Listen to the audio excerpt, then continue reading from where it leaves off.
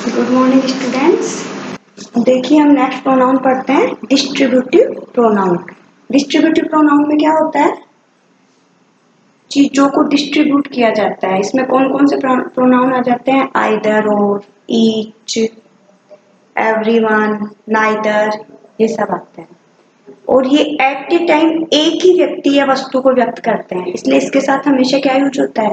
इनके साथ हमेशा सिंगुलर वर्ब का यूज होता है। चलिए हम इसके पहले तो स्पेलिंग देख लेते हैं। DISTRIBUTIV distributive, PRONOUN pronoun. अब हम इसकी डेफिनेशन लिखते हैं। ये प्रोनाउन एक ही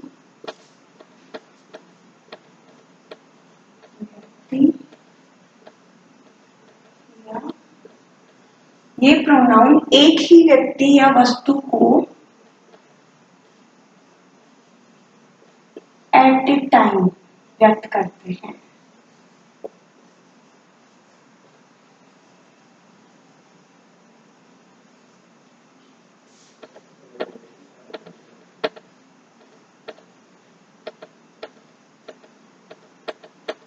एट ए टाइम में एक ही व्यक्ति या वस्तु को व्यक्त करते हैं, इसलिए हम इनके साथ हमेशा किसका यूज करते हैं?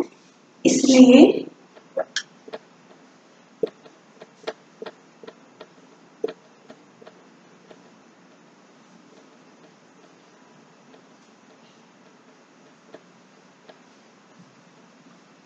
इनके साथ हमेशा सिंगुलर वर्ब का यूज होता है।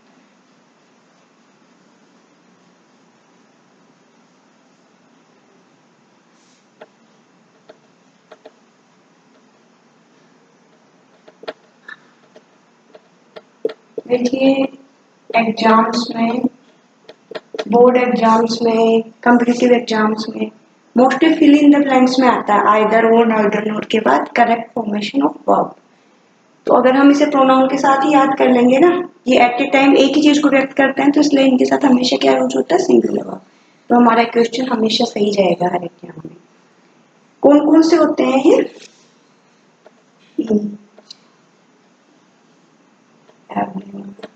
each, either, neither, ये सब क्या होते हैं? डिस्ट्रीब्यूटिव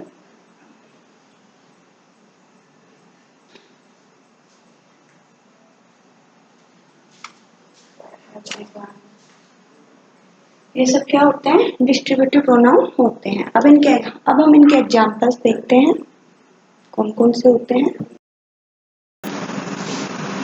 इसका एग्जांपल देखिए, each of the students gets prize. प्रत्येक विद्यार्थी को प्राइज मिला, इनाम मिला। अब देखिए स्टूडेंट्स, यहाँ पे स्टूडेंट्स क्या दिख रहा है हमें? सिंगुलर लग रहा है क्या? नहीं लग रहा है, प्लूरल दिखाई दे रहा है, क्योंकि ऐसे ही इसका यूज है। लेकिन फिर भी हमने क्या यूज किया है? वर्ब क्या है हमारी? सिंगुलर है, क्योंकि यहाँ ईच आ गया। ईच ये जो डिस्ट्रीब्यूटिव प्रोनाउन है ना, इसकी वजह से यहाँ गेट्स आया, वरना तो स्टूडेंट्स के साथ तो गेट आना चाहिए। हम यहाँ सिर्फ प्रोनाउन नहीं सीख रहे, प्रोनाउन के साथ साथ हम कौन कोड भी सीख रहे हैं कि correct form of the verbs भी सीख रहे हैं। अगर हम एक टॉपिक के साथ बाकी चीज़ों को भी क्लियर करते चलेंगे ना, तो आगे आसान होती जाएगी ग्रामर। नेक्स्ट देखिए, either of the two will win the race. दो में से कोई एक रेस जीतेगा। लेकिन देखिए यहाँ टू को देख के करते तो यहाँ क्या आती? प्लूरल की आती वर्ब, लेकिन नहीं, क्योंकि यहाँ आइदर है इसलिए यहाँ विल आया है। नेक्स्ट में देखिए, everyone of the students was happy. प्रत्येक विद्यार्थी खुश था। अब देखिए यहाँ पे वाज क्यों आया है? इस एवरीवन की वजह से आया है। अब इन एग्जाम्पल से हमें भी पता चल रहा है ईच, आइदर, एवरीवन ये सब क्या है? डिस्ट्रीब्यूटिव प्रोनाउन है। लेकिन इसके साथ साथ हमें हमेशा ये बात याद रखनी है कि इनके साथ किसका यूज होता है? हमेशा सिंगुलर वर्ब का यूज होता है। अगर हम इस चीज को याद रखेंगे तो हमारे बहुत से क्वेश्चंस आगे एग्जाम्स में सही जाएंगे। चलिए अब हम नेक्स्ट प्रोनाउन पढ़ते हैं। नेक्स्ट है हमारा रिलेटिव प्रोनाउन। देखिए सबसे इम्पोर्टेंट प्रोनाउन है, ये सबसे ज़्यादा एग्जाम्स में आता है। आगे वाली क्लास में तो ये अकेला ही एक चैप्टर होता है रिलेटिव प्रोनाउन। RELATIV रिलेटिव और PRONOUN प्रोनाउन। रिलेटिव प्रोनाउन क्या होते हैं? ये ऐसे प्रोनाउंस होते हैं जो इससे पहले आए नाउन्स को इंगित करते हैं। रिलेटिव मीन्स रिलेशन, संबंध बताते हैं। इनसे पहले जो नाउन आता है उससे ये संबंध बताते हैं। तो हम इसकी डेफिनेशन क्या लिखेंगे? हम इसकी डेफिनेशन लिखेंगे ऐसे प्रोनाउंस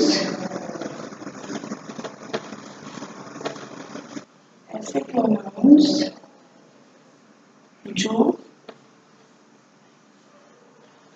पूर्व में आए नाउन्स को इंगित करते हैं। क्या कहलाते हैं वो? रिलेटिव प्रोनाउन कहलाते हैं। कौन कौन से होते हैं रिलेटिव प्रोनाउन? रिलेटिव प्रोनाउन कौन कौन से होते हैं? ये होते हैं, एग्जाम्पल लिखते हैं, हु, विच, बोथ, दैट। देखिए इनमें से हु, विच, बोथ ये सब तो क्या है? ये सब इंट्रोगेटिव प्रोनाउन में भी आए थे और ये सब अब रिलेटिव प्रोनाउन में भी आएंगे। लेकिन यहाँ ये प्रश्न नहीं पूछेंगे, क्वेरी नहीं करेंगे। यहाँ ये अपने से पहले आए नाउन के बारे में इंगित करेंगे।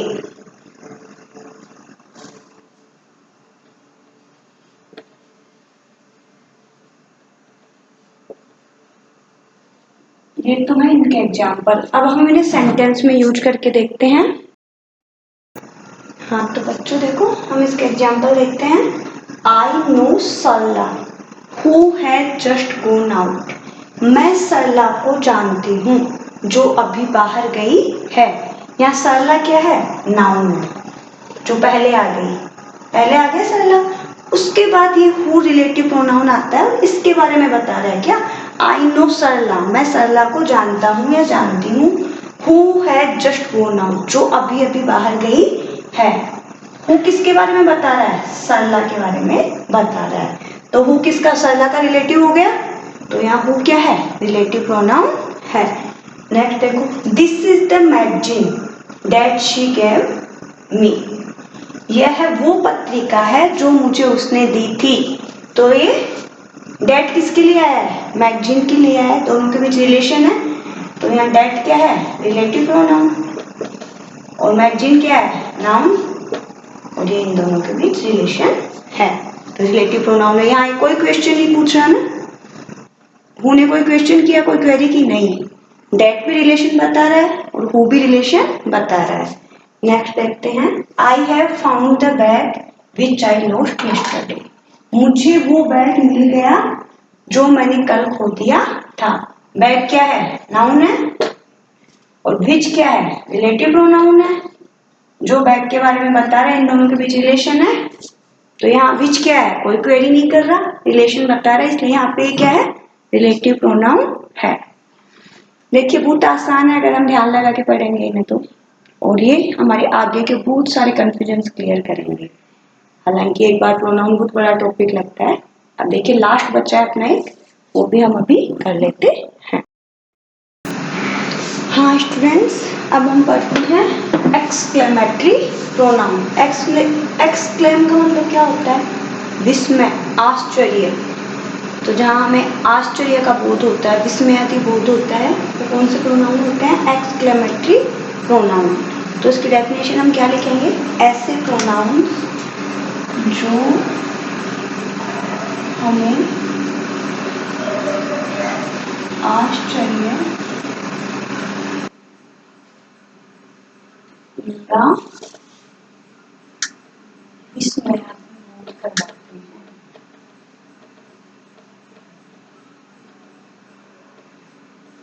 क्या कहलाते हैं? एक्सक्लेमेटरी कहलाते हैं।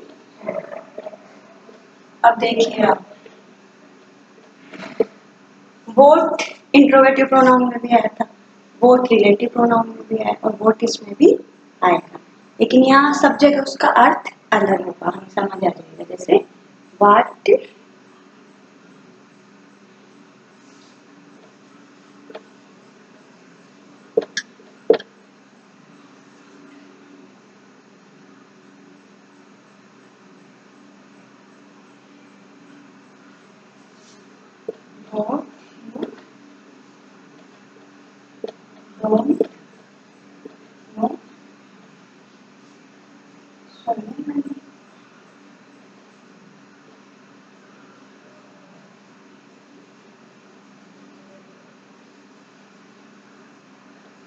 क्या क्या आश्चर्य हो रहा है कि क्या तुम सोनिया गांधी को नहीं जानते हो?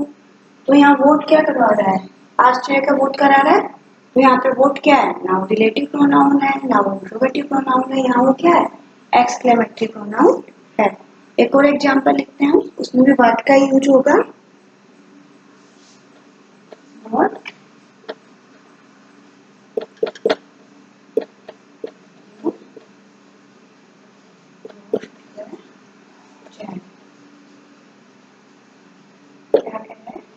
क्या तुमने अपनी चैन खो दी? यहाँ भी देखो आश्चर्य का बोध हो रहा है, यहाँ क्या है? Exclamatory pronoun. इसका तो बिल्कुल सीधा सा है ना, हम देख लेंगे। इंट्रोगेशन दिया हुआ है, इंट्रोगेशन तो इंट्रोगेटिव में दिया होता है, लेकिन यहाँ पे ये एक्सक्लेमेटरी साइन भी दिया हुआ होता है। तो क्या है? एक्सक्लेमेटरी प्रोनाउन है। देखो आज हमारे प्रोनाउन पूरे हो गए, कंप्लीटेड दिस टॉपिक। कितने प्रोनाउन पढ़े हमने? पहले सबसे पहले तो हमने पढ़ा प्रोनाउन किसे कहते हैं। नाउन की जगह जो यूज होते हैं उन्हें हम क्या कहते हैं? प्रोनाउन कहते हैं। उसके बाद हमने इसके कितने टाइप्स पढ़े? 10 टाइप्स पढ़े। सबसे बड़ा टॉपिक था ये, और अभी हमारा ये कंप्लीट हो गया। अब हम नेक्स्ट टॉपिक लेंगे, तब तक एक बार आप इसे रिवाइज करिए। अगर आपको पसंद आता है तो आप इसे हमारे चैनल को लाइक और सब्सक्राइब कीजिए। Thank you.